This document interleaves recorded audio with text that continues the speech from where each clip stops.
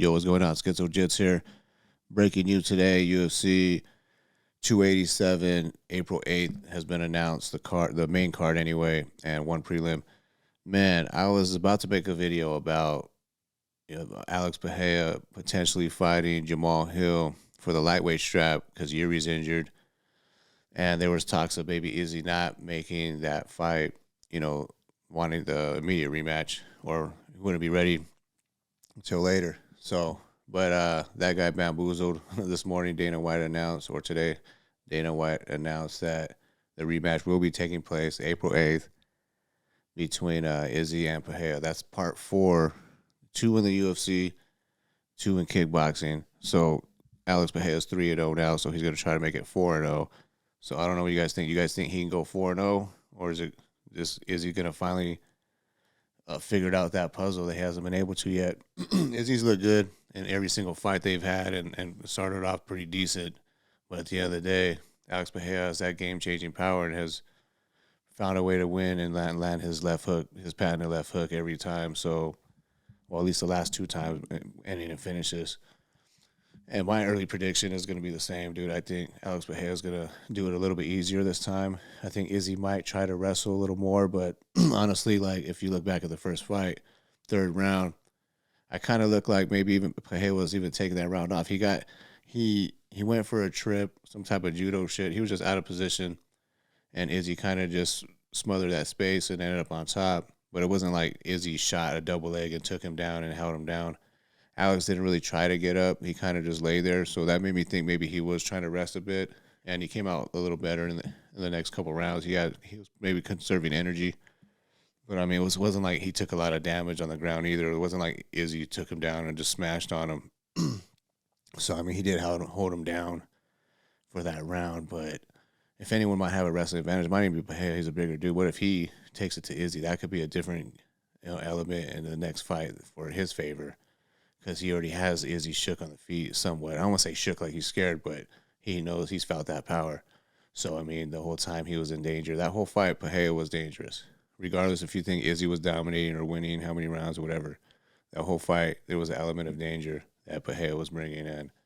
I don't think there's going to be any different here. He'll be more confident, and I think that it's going to be tougher for Izzy to overcome that now even more. It's going to be even more in his head mentally and emotionally, and he was emotional about that fight and just to lose again, but he did have a good attitude about it. Like, I don't care, I'll fight this guy 50 times, whatever it takes. But I still favor Pereira a little bit easier this time. I think he gets a finish again. And then the co-main for that same card is Gilbert Burns versus Jorge Masvidal. So Masvidal is returning to action about almost a year since him and Kobe.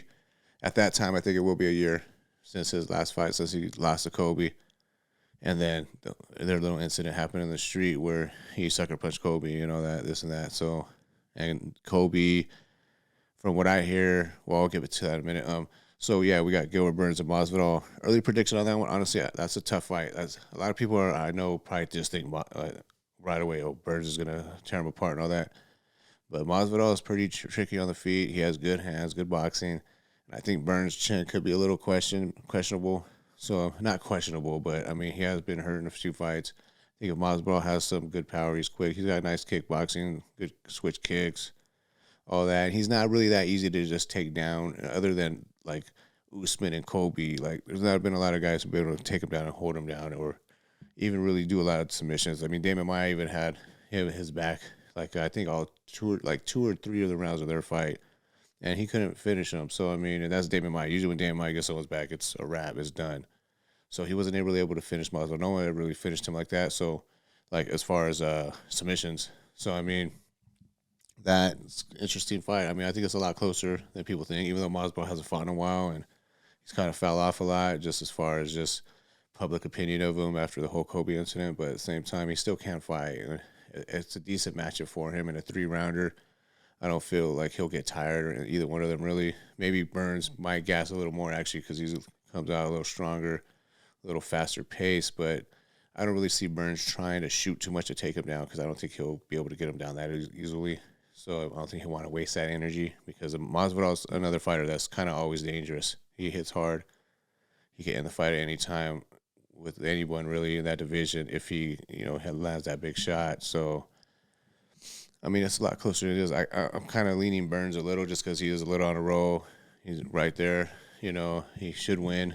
He should win on paper, but at the same time, Masvidal, it's a matchup thing. So Masvidal is a tough matchup for a lot of people, regardless. I mean, so regardless of what his record's been lately against wrestlers, that's his kryptonite. It's always kind of been. So, I mean, and he can wrestle somewhat too. So, I mean, I don't feel like Burns is just going to like outclass him on the ground. I mean, if don't be wrong, if he rocks Masvidal or something, then it's up on his back. Yeah, I could tap him, but I don't picture him just taking him down and holding him down and then tapping him. And the other fight on that card, I think Adrian Yanez is going to fight Rob Font for the opener for the pay-per-view. That's going to be freaking nuts right there. Adrian Yanez is freaking sick, man. That guy comes out. Every single fight's a war, guns blazing, technical, and really technical. And just has a lot of power, man. A lot of bad intentions in there. And Rob Font, too, he brings it, throws a lot of combos. These guys, that's going to be the fight of the night right there, I think, in my opinion. These guys are going to be guns blazing. Well, kind of hard to say because you got Pereira and Adesanya in the main event. So I think it's between those two for the fight of the night because that fight's going to be just those three fights alone, I think, is worth the pay-per-view, And then I'm trying to think who else is in that fight. I'm not sure. But those are the three main ones that I'm looking forward to. There's a couple other good fights on there as well that they mentioned. But, man, that kind of takes away. I mean, I wanted that Jamal Hill and Pereira fight. I mean, there was so much buzz for that on Twitter. Everybody kind of wanted that fight, I think, the whole MMA community, and everyone was pumped for it. I think that's probably why they had to hurry up and announce it. Plus, because April's only like 2.5 months away, but they had to come and announce that quick because, I mean, I think it was getting too much traction there, like where everyone's asking, and Jamal Hill was seem up for it, Pereira up for it. But honestly, I think this fight does make more sense because it's a little different with Volkanovski going up and fighting Makhachev. He's already cleaned out the division, or Adesanya trying to get a title, at 205 when he lost to Jan. But at the same time, it's like these guys have already put in work. They've already had, wiped out their divisions basically. So, I mean, that's one thing you got to consider that Pereira hasn't done. He hasn't defended the belt yet. So, I think he does need to get a title defense, I think. But that kind of leaves Jamal Hill in limbo as well because who knows how long Yuri's out. They're trying to say July, August, or that's what Jamal Hill, when he's on Ariel, saying that he would want to wait to his next fight. But who knows how bad Yuri is. I mean, for him to vacate the belt that fast, he knew he was going to be out for more than a year to be able to just vacate it just like that to keep the division moving. So, I mean, that's going to be interesting as far as a 205 because, I mean, you got Ankalaev and Jan have that unfinished business because they had a draw. So they could rematch. And then Jamal Hill, I mean, you could make Ankalaev and Jamal Hill, but it's still kind of like Jan. That was a close fight. So, I mean, it's a little tough. I mean, there's really nobody clear-cut guy there. Anthony Smith's not really a clear-cut contender either. I mean, they were supposed to fight, but, that didn't happen because of, he had to step up and fight Glover on short notice as far as Jamal Hill. So that's an interesting situation for Jamal Hill. So if Pereira can get that, if he does win the fight against Adesanya, then the fourth fight, the rematch, then I think later on down the line at the end of the year or so, late to the end of the year, maybe September to November-ish, if Yuri cannot fight, then it could make a little more sense for Pereira because at least he has a title defense under his belt. But I would like to see him fight Izzy. As far as Pereira, this is what I would think would be nice for if he does get the win against Izzy, maybe defend it again against Whitaker. Whitaker's deserving. I think it's a really good matchup. And maybe from there, then he could, if he does win that, it's 2 title fights, then he could go up. But who knows if even Jamal Hill will be champ by then? I mean, who knows what's going to happen? Because Ankalaev could be a tough matchup for Jamal.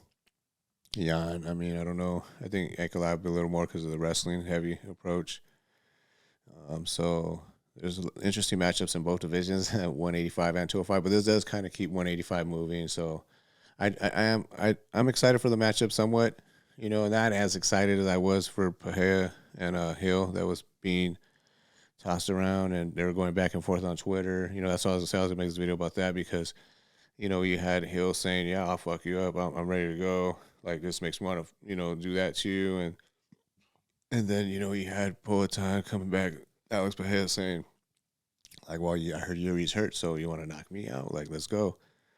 I'm ready. Like, but threw his name in the hat, which you got to respect too. Maybe that's also due to the fact that Pereira is having a tough time making 185. I mean, he's cutting like 40 pounds to get there.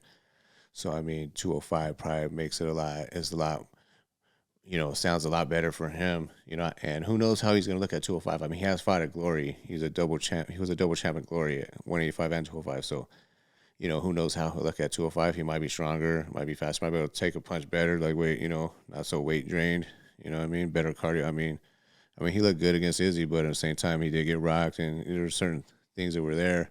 Maybe he didn't have what he normally would if he was not weight drained or at 205. So who knows? Might be better for everybody, to be there. He's a big ass dude. I mean, he looked huge. That's what all the buzz was about, because when he was sizing up Jamal Hill after he beat Glover, not only about the vengeance thing, but just kind of like, because what the energy Jamal Hill brings too, and he's a dangerous fighter himself. But he was sizing him up, looking him up and down, cracking his neck when he seen him, and so there was something there for sure for the future. So I'm excited about that. But I was hoping for that fight. I think a lot of people were, but this fight still excites me because I mean I want to see. I want the chapter to be closed. I mean, I can't say I just want Pereira to go out there and smash on him, because I like Adesanya too. I always have. I like his style. They're two of the best. I just think this guy is his nemesis, his freaking kryptonite. Just he's a little bit better, a little stronger. And there's a little more technical, just with the leg kicks and just checking every damn thing. And so I mean, a lot of problems for Izzy there, and just the emotional thing. But it's almost like, dang, this guy just came to wreck his world. That's like if he becomes champ, what Izzy wanted to do. And another thing too, what if he does eventually? This is just hypothetical, obviously, because he has Izzy in front of him. But if he becomes if he becomes a champ in UFC after being a champ in Glory, that's double champ. I mean, Triple C. Don't get me wrong, you got a gold medal, which is impressive as fuck, but that's a double champ.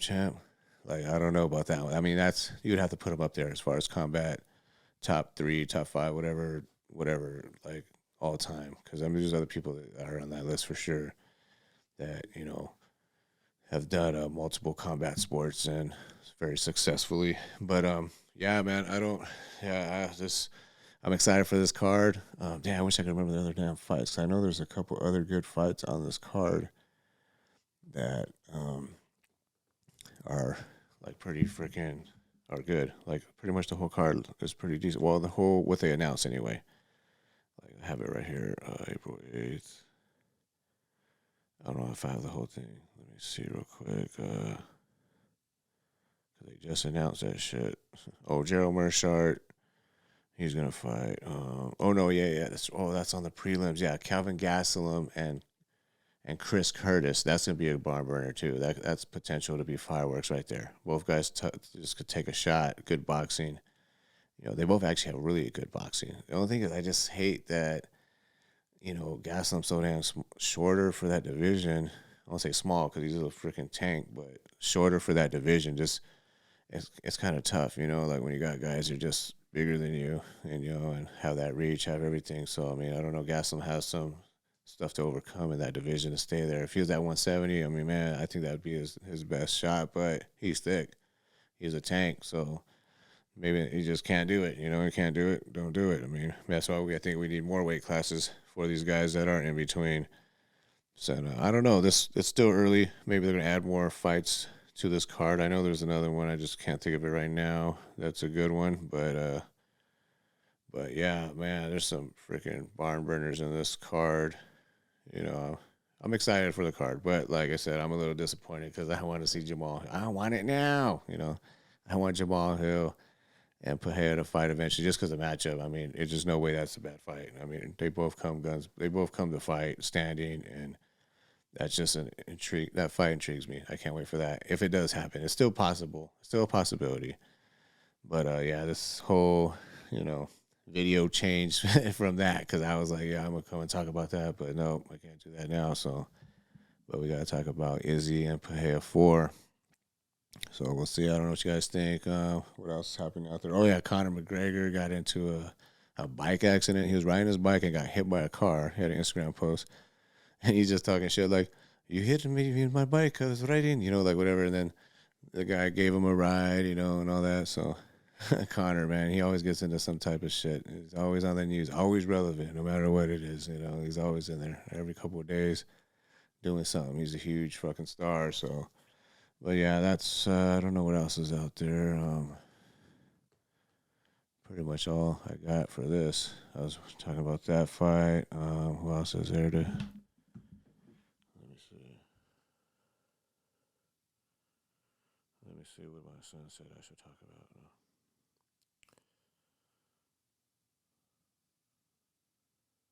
Yeah. Yeah, I think that'll be it. That's a wrap. Until next time, let me know what you guys think. Who's the early favorite on that? Who do you guys think? Pereira gonna do it again? Is he gonna finally solve that puzzle, that riddle? You know, is he gonna exercise that demon? I mean, I don't know. Like I said, I got Pereira, but you never know. Like, is he cracked him in that first round?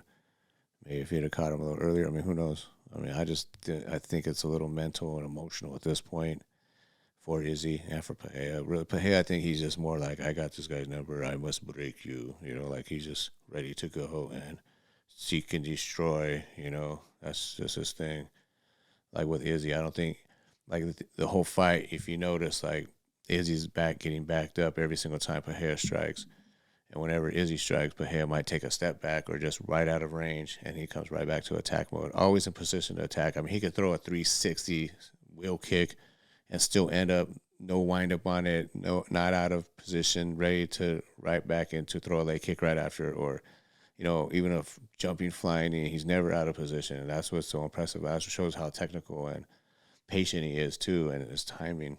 And his timing is so good that he can do those things without just like that's the one thing with Jamal Hill is a little more wild. He throws that from range. He's faster too, though, but it's hard. So speed's power also a little more. I won't say unorthodox, but he'll throw strikes from multiple angles and just jump in there, throw a little wild sometimes, but he still could be out of position here and there. That's one thing Pahea usually isn't, but Pahea can't get hit because he stands straight up. I mean, I got to get over that matchup because that's all I've been wanting to see. But same thing with Izzy. What's he gonna do? This time different. He's gonna try to wrestle him, leg kicks. I mean, Alex was checking all those and throwing some. I don't know. I just think it's a bad matchup for Izzy at this point. I mean, they're the two best strikers, two of the best that we've ever seen in the UFC or fucking fighting period. And these guys are just, I mean, they're just a little, it's not even a huge difference. It's just like Usman and Kobe. Like Usman's just a little better and has his number that way. Just has his number in that regard where he's just a little better everywhere, and he finds a way to win. Maybe a little stronger, hits a little harder, take a better shot, whatever it is. The same thing with this one. I think Pereira is just a little stronger, just a little better. A little better timing, a little everything. And he has that game changing left hook from Hal that just sleeps everyone. So yeah. All right, let me know what you guys think. Till next time. Peace.